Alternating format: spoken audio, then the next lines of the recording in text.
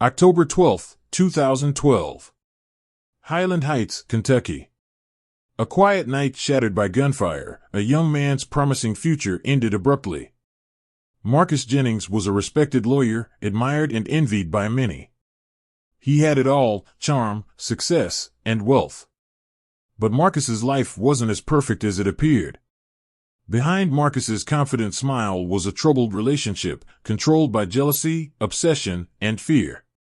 Marcus had recently decided to leave his relationship with Kiera Hamilton, a beautiful graduate student who appeared to be the perfect partner. She was intelligent, graceful, and admired by everyone around her. But no one knew Kiera's true nature, the obsession hidden beneath her elegance. Friends noticed subtle signs: excessive calls, secretive arguments, disturbing texts, but no one could imagine just how far Kiera would go when she felt rejected. On the night of the murder, Marcus had planned to meet Alyssa Reed, a former Miss Kentucky beauty queen, for their first date. A new beginning that he hoped would finally free him from Kiera's grasp.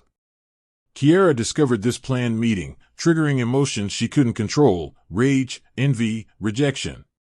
On that fateful evening, Kiera went to Marcus's home to confront him. She wasn't planning on leaving quietly. Within minutes, Marcus Jennings was dead, shot multiple times by the woman who claimed to love him. Kiera calmly called 911, saying she'd acted in self-defense. But investigators would soon uncover evidence painting a different story, a chilling tale of calculated obsession. Was this a crime of passion or cold-blooded murder? What led Kiera Hamilton, a seemingly ideal partner, to commit such a horrifying act? Was Marcus a victim, or was there more to his story? Today, we'll explore the hidden truth behind Highland Heights' most shocking crime. We'll uncover secret texts, surprising testimonies, and reveal disturbing interrogation footage. Prepare yourself, because the story you're about to hear is more shocking, more twisted, and more unexpected than anyone could have imagined. Marcus Jennings was known throughout Highland Heights as the kind of man everyone admired. Tall, athletic, and always perfectly dressed, Marcus stood out wherever he went. He was the young attorney who seemed to have achieved everything: success, respect, and a bright future ahead. Colleagues described him as ambitious yet compassionate, a man who effortlessly balanced professional excellence with genuine warmth toward those around him. His life revolved around his thriving career at a prestigious law firm, networking events, upscale restaurants, and social gatherings with close friends. People naturally gravitated toward Marcus. Friends spoke warmly about his sense of humor, his generosity, and his natural ability to make others feel important. But Marcus, despite his outgoing personality, valued his privacy. Few knew the details of his personal struggles or understood his complicated relationship with Kiera. Kiera Hamilton was captivating in her own right, a talented graduate student pursuing psychology. She impressed everyone she met with her intelligence, charm, and grace. At 27, Kiera projected confidence. Her professors saw her as a bright academic with a promising future, classmates envied her seemingly effortless elegance, and acquaintances admired her calm, thoughtful demeanor. But underneath her carefully constructed exterior lay deep-rooted insecurities, a persistent fear of rejection, and a need for constant reassurance. Friends of Kiera described a complex young woman, someone who craved attention and validation but rarely expressed her vulnerability openly. While Marcus thrived in social circles, Kiera often preferred quieter interactions, appearing controlled and poised even when emotions overwhelmed her. Their relationship, therefore, seemed puzzling from the outside: a confident, sociable lawyer matched with a beautiful, intellectual woman who masked deep emotional turmoil. Highland Heights, Kentucky, was a backdrop perfectly suited for their relationship. A quiet, upscale suburb just minutes from downtown Cincinnati, it felt like an idyllic place for ambitious young professionals. Beautiful tree-lined streets, fashionable coffee shops, and cozy, elegant restaurants filled the city. Marcus owned a stylish condominium located in one of Highland Heights' most desirable neighborhoods, a place symbolizing everything he'd worked to achieve. Locals often saw Marcus and Kiera dining at their favorite restaurant or walking together through quiet neighborhoods, appearing as a perfect young couple. From the outside, their relationship seemed stable, comfortable, even enviable. Marcus was devoted, often showering Kiera with thoughtful gestures. Kiera, in turn, appeared attentive and caring. Yet friends who knew them closely began noticing subtle cracks forming, small hints that their relationship wasn't as perfect as it appeared. Marcus had recently begun expressing doubts to his close friends. His relationship with Kiera had grown turbulent. Arguments were becoming more frequent. Marcus, always calm and rational, admitted to friends that Kiera's possessive nature had become exhausting. Kiera, meanwhile, became increasingly withdrawn around others, isolating herself from mutual friends and spending more and more time alone. But no one imagined the depth of Kiera's emotional struggles. Friends recall how deeply affected she was by Marcus's attempts to distance himself. Messages sent to Marcus became more frequent, more desperate, at times subtly threatening. Marcus, unsure how to handle Kiera's escalating intensity, tried to create boundaries, even considering ending the relationship altogether. And then came Alyssa Reed, the woman who unknowingly became the catalyst for the tragic night ahead. Alyssa was beautiful, confident, and successful, a former Miss Kentucky who had reconnected with Marcus online. Marcus viewed Alyssa as a fresh start, a chance to finally leave behind the tension-filled past with Kiera. They planned a casual date, an evening that represented hope for Marcus and unbearable rejection for Kiera. When Kiera discovered Marcus's plans to see Alyssa, something changed. It was a turning point. Friends noticed Kiera's increasingly unpredictable behavior, late-night calls, disturbing posts on social media, cryptic messages hinting at desperation. Marcus's friends urged him to be cautious, but Marcus believed Kiera would eventually move on. Marcus couldn't have anticipated what was about to happen. He underestimated how far Kiera's feelings of rejection would push her. And Kiera herself couldn't have predicted the horrifying choice she'd soon make, a decision that would end one life and forever change hers. But what exactly triggered Kiera to cross that final line? Was it purely jealousy? Or was there something deeper within Kiera, something even those closest to her had missed?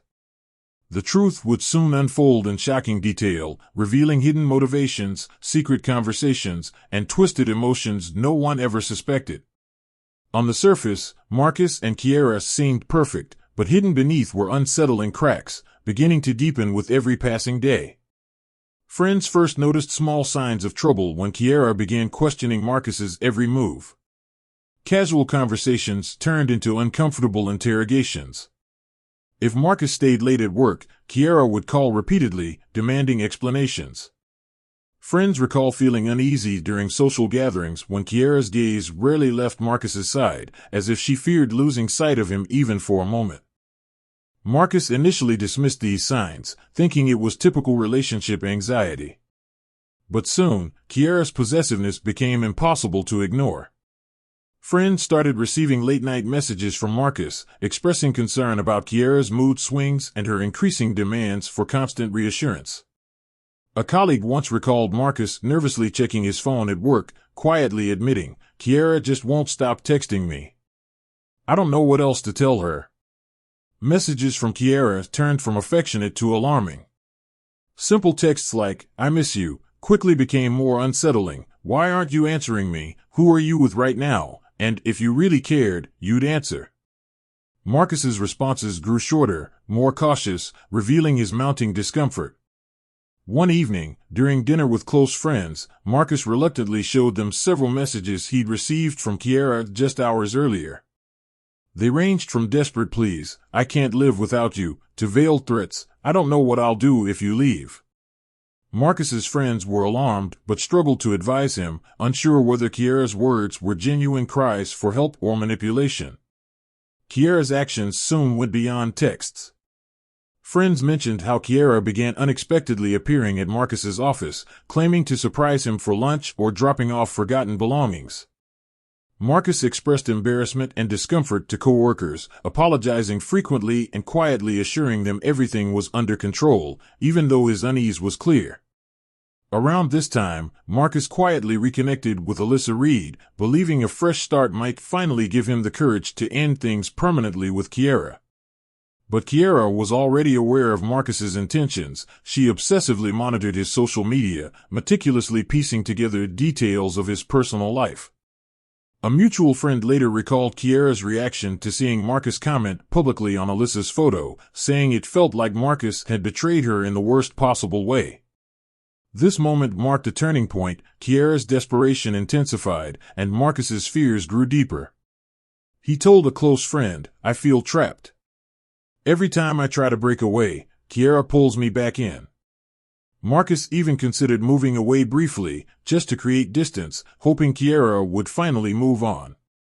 Yet, Marcus hesitated to fully cut ties, concerned about Kiera's emotional state, unsure of how she would react. It was this hesitation, this small window of uncertainty, that Kiera would soon exploit. Friends watched with growing concern, sensing that Marcus was walking a dangerous line, but no one imagined just how close to the edge Marcus had come. Were these warning signs enough? Could Marcus have prevented what was coming next? Or was it already too late? Soon, troubling messages would turn into shocking actions, revealing just how far Kiera was willing to go to keep Marcus from ever leaving her side. As days passed, Kiera's obsession began to unravel rapidly, becoming impossible to ignore. Friends noticed Marcus's increasing discomfort each time his phone vibrated, calls, messages, notifications from Kiera coming in at all hours. Her attempts to control Marcus became relentless. She frequently accused him of infidelity without any proof, sending him endless questions demanding explanations about who he was with and where he was going. Neighbors in Marcus's upscale Highland Heights condominium began overhearing heated arguments through thin walls, voices raised, doors slamming, Kiera pleading for Marcus to stay, Marcus calmly asking her to leave. One neighbor later described hearing Kiera yell in frustration, "You're not leaving me, Marcus. Not after everything I've done for you." Marcus confided privately to his closest friends about his growing anxiety over Kiera's behavior. He spoke candidly about how trapped he felt, admitting, "I care about her, but she scares me sometimes." Friends urged him to seek help, but Marcus believed he could handle the situation, never fully comprehending the extent of Kiera's emotional instability. Meanwhile, Kiera carefully monitored every aspect of Marcus's life, especially online. Investigators later uncovered disturbing evidence of her surveillance, screenshots of Marcus's social media interactions, detailed notes tracking his movements, messages, and personal contacts. Kiera was quietly but obsessively building a secret record of Marcus's daily life, evidence she believed justified her growing suspicions. Friends also recalled Kiera's habit of subtly isolating Marcus from his social circle, questioning his friendships and motives until Marcus felt uneasy even around those he'd known for years. Close friends noticed Marcus withdrawing socially, often apologizing last minute for canceled plans, admitting privately, "Kiera wouldn't be happy if I went." Yet despite Marcus's efforts to maintain peace, the situation continued deteriorating. Marcus began ignoring Kiera's calls and texts in an attempt to regain some space. But rather than backing away, Kiera's messages intensified, moving from desperate pleas to alarming ultimatums. "If you don't respond, you'll regret it, and you can't just ignore me, Marcus. I won't allow it." Investigators would later discover Kiera had reached out secretly to some of Marcus's colleagues, questioning them casually about his daily schedule. Co-workers initially dismissed these interactions as harmless curiosity from a caring girlfriend, unaware they were part of a calculated effort by Kiera to tighten her control. As the tension built, Marcus grew more frustrated and exhausted. His conversations with friends became darker, filled with doubt about how to safely leave the relationship. He frequently told close confidants, "I don't know how to break free without hurting her," unaware that his hesitation only encouraged Kiera's escalating behavior. Then came a troubling revelation. A close friend discovered Kiera had secretly accessed Marcus's personal email, meticulously tracking his interactions with Alyssa Reed. The friend, alarmed, confronted Marcus about this disturbing violation of his privacy. Marcus finally admitted he felt unsafe, promising to confront Kiera about her invasive behavior. But he never got the chance. Marcus's realization had come too late. Kiera's obsession had crossed a dangerous line, fueled by jealousy, control, and fear of abandonment. Marcus didn't realize he was already in more danger than he imagined. His attempt to reclaim his life was about to trigger a shocking and tragic chain of events, revealing the depths of Kiera's hidden obsession. But what exactly would happen when Marcus finally confronted Kiera? How far would Kiera go to keep control? And would Marcus recognize the threat before it was too late? Marcus had finally decided to reclaim control of his life. He reached out again to Alyssa Reed, the former Miss Kentucky, a woman who symbolized a fresh start and hope for a healthier relationship. Their messages started out casual, friendly exchanges about catching up over dinner. Marcus felt optimistic, thinking perhaps a simple date could help him finally break free from Kiera's grasp. But Marcus underestimated Kiera's watchful eyes.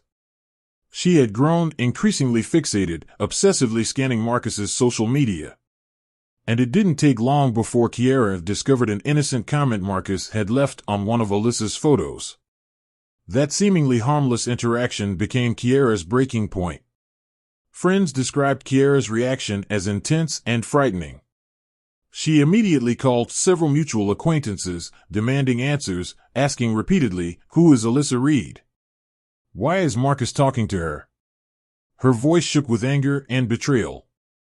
One friend recalled feeling unsettled by Kiera's panic and desperate need for information. Kiera's behavior quickly worsened. Her messages to Marcus turned frantic and erratic. Text after text arrived, shifting from pleading apologies, "Please, Marcus, just talk to me," to angry accusations, "You're humiliating me, and you'll regret it." Marcus tried to ignore her outbursts, believing silence would eventually diffuse her anger. But Kiera's emotional state deteriorated rapidly. Friends who tried to calm her down later recalled her dark and cryptic comments, statements like, "If Marcus leaves me, I honestly don't know what I'll do," or even more unsettling, "If I can't have him, nobody else can either." Her friends brushed these remarks off as exaggerated emotions, unaware of the depth of Kiera's true intentions. As the date with Alyssa approached, Marcus began feeling hopeful yet cautious. He confided in friends, openly admitting his concerns about how Kiera might react if she knew. His worries were justified. Kiera, feeling cornered and desperate, intensified her attempts to confront Marcus directly, showing up unexpectedly at his office, lingering around his condominium, and questioning anyone who might know about his plans. Investigators later revealed troubling evidence. Kiera had searched extensively online, looking into Alyssa's personal life, combing through her social media, and taking screenshots of her conversations with Marcus. Kiera's obsessive research became evidence of her desperation, creating a detailed narrative of betrayal in her mind. The day before Marcus's planned date with Alyssa, Kiera sent him one final, chilling text message, "You're making a mistake. Don't do this. Think carefully about what you're doing." Marcus chose not to respond, hoping Kiera would eventually accept his decision and move on. But Kiera couldn't accept rejection. Her emotional stability had fractured completely, pushing her closer to a devastating choice. Friends received troubling calls from Kiera that night, recalling her distress and repeated claims that Marcus was ruining her life. One friend vividly remembered Kiera's disturbing question, "How far would you go if someone you love tried to destroy you?" Marcus spent his final hours unaware of how dangerous Kiera had become. He went about his evening, optimistic about his future, not realizing Kiera had already decided to confront him directly. Marcus had moved on, but Kiera wasn't ready to let go. Obsession was about to explode into tragedy. The evening of October 12th began quietly.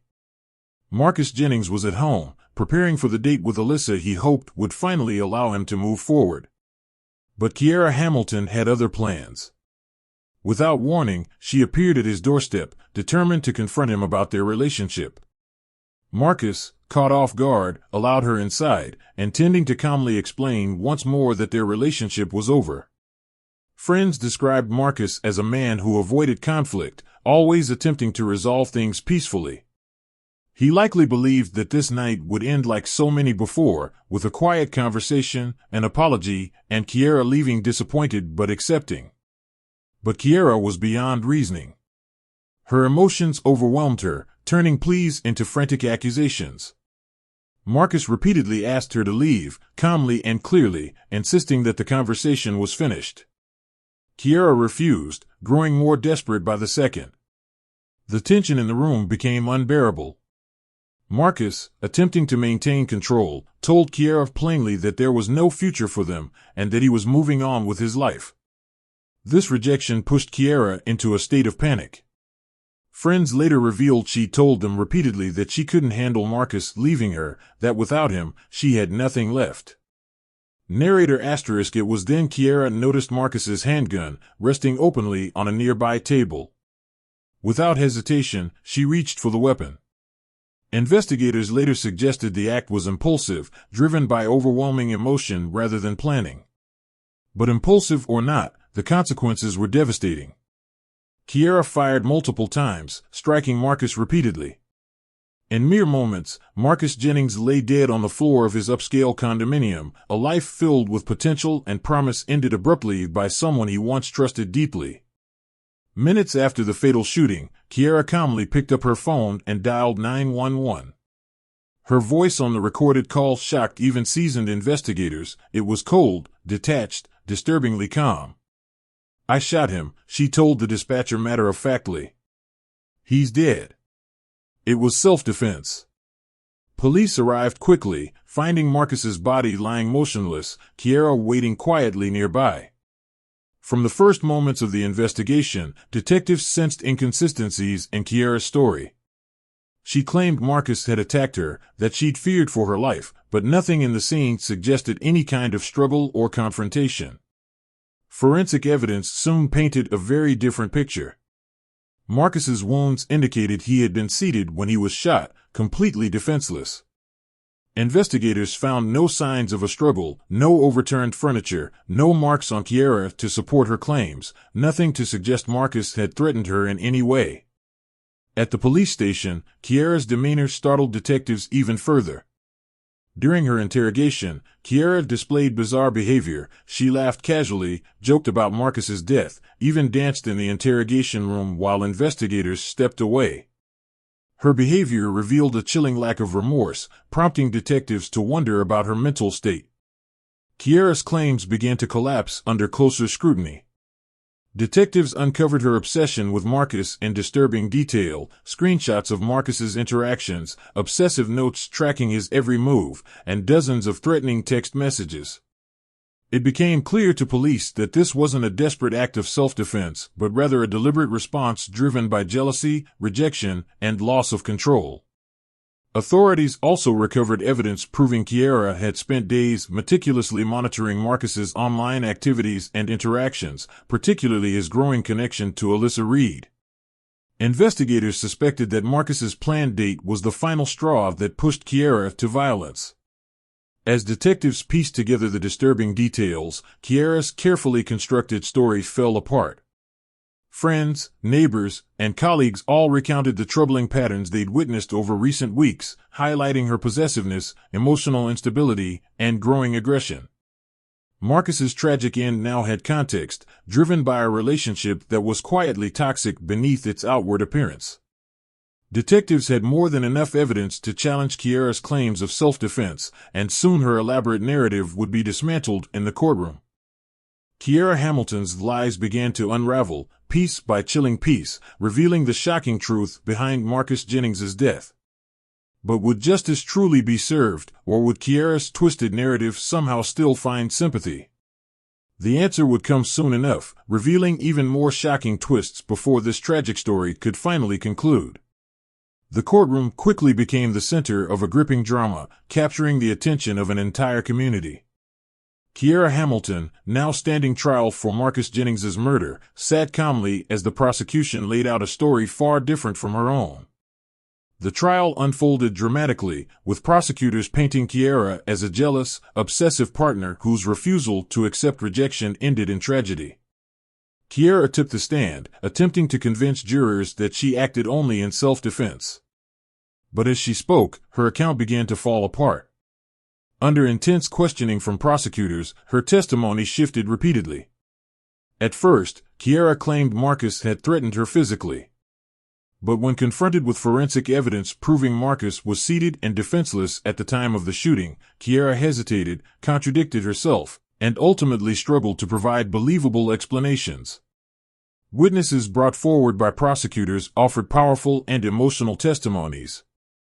Marcus's close friends described a man who had grown increasingly fearful of Kiera, recounting desperate late-night conversations where Marcus admitted feeling trapped.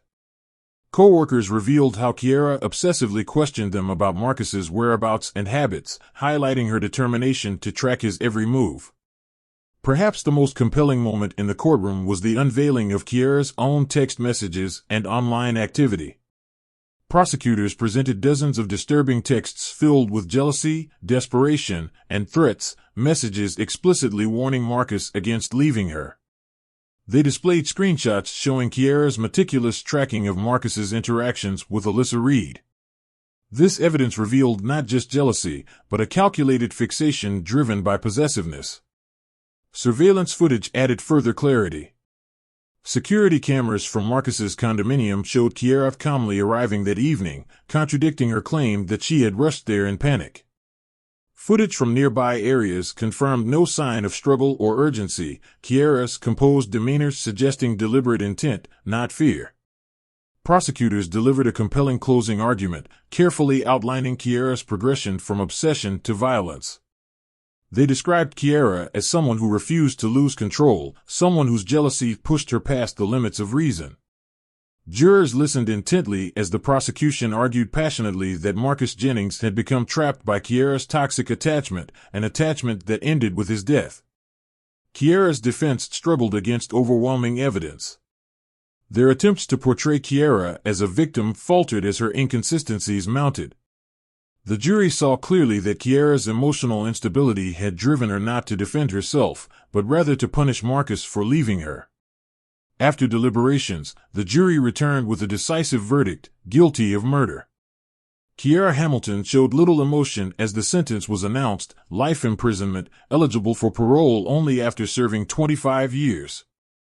Friends of Marcus expressed relief that justice had been served, yet the tragic loss remained. But even as the case concluded, troubling questions persisted. How had a seemingly normal relationship turned deadly? Could anyone have intervened sooner? And perhaps most importantly, how does love become so toxic that it blinds a person completely? Justice was served, but questions linger. What drives someone from love to murder?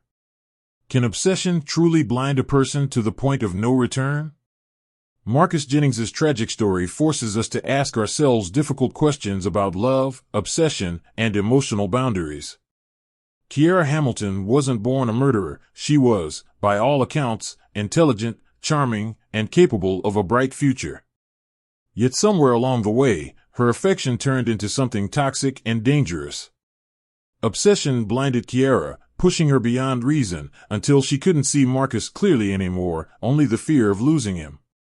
It's a chilling reminder of how fragile the line between love and obsession truly is, how quickly affection can become possession. Could anyone have foreseen this tragedy? Marcus's friends had sensed trouble but believed the situation was manageable. Kiera's friends noticed troubling signs but dismissed them as temporary emotional struggles. How much responsibility do we carry for recognizing these warning signs in the people around us? This story leaves behind unanswered questions we must confront. Where exactly does love end and obsession begin? When do emotional struggles become dangerous? And most importantly, how do we recognize that tipping point before it's too late? Marcus's condominium stands empty, a silent witness to the consequences of obsession and emotional instability. It's a haunting reminder of how quickly lives can change, how love, in the wrong hands, can lead to destruction. As we reflect on Marcus Jennings's life and death, one unsettling question remains: are we truly ever able to know those closest to us, or even ourselves, as deeply as we believe? Or will we always remain blind to what lies just beneath the surface? If this story has left you reflecting on the complicated nature of love, obsession, and the boundaries we set, or fail to set, in our relationships, we'd love to hear your thoughts. What do you think drives someone from affection to obsession? Where exactly should the line be drawn? Share your perspective in the comments below and join the conversation about the delicate balance between love and control.